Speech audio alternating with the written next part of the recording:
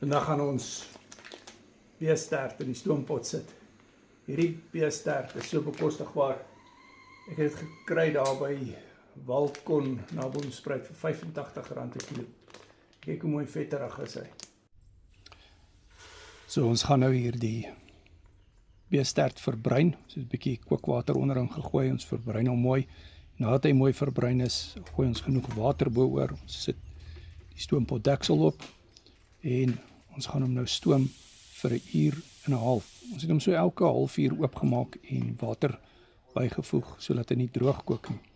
En daar kan jy sien hoe mooi het hy uitgekom. Hierdie broth wat ook afgekom het, kan dan ook gebruik word vir ander geregte, sowel jy kan dit as 'n tipe sop gebruik. Baie geurig, baie vetterig.